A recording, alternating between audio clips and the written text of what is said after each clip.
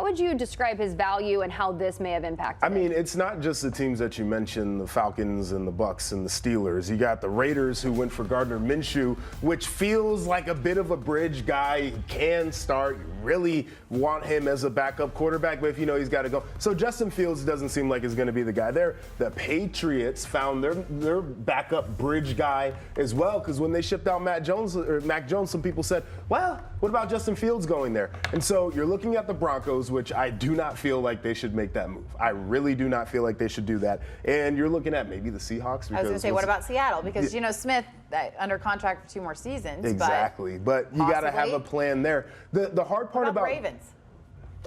I don't think they should do it.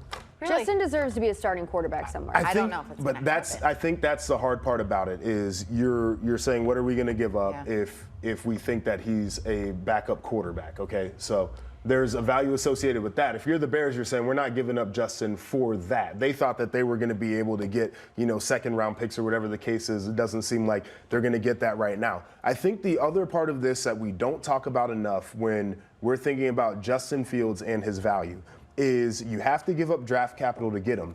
And then you feel like he has to be your guy moving forward because he's coming up on free agency here pretty shortly. So would you give up draft capital for an experimental rental guy?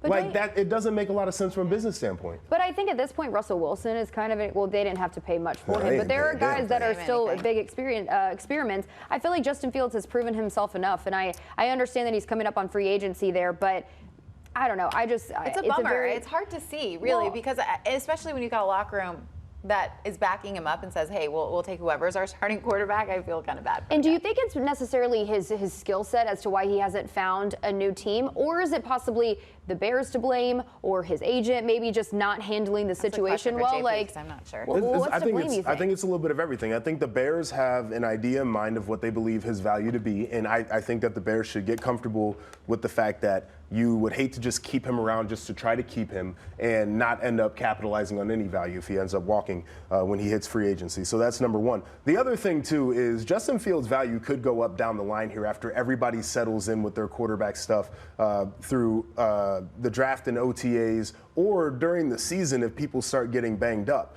So I think there's part of that, too. But you could look at the league and say probably half of the league feels confident what their quarterback situation is. Another portion of teams know that they want to draft one of the rookie quarterbacks. And then another portion of teams are probably looking and saying, we don't have the infrastructure to make Justin Fields successful. And so we're just not going to make this move. It's not the right time for us to do it. And so you end up being in a limited market that's also a very bad market for you. That stinks. That's the only reason I bring up a team like the Ravens. Yes, it would be a backup situation, but you have to look at all the quarterbacks that are similar, that like to use their legs. Sure. And when they get dinged up, quarterbacks that have a history of being dinged up a time or two, the Eagles, another one, Jalen Hurts has been out a couple times or been hurt. Kyler Murray, maybe.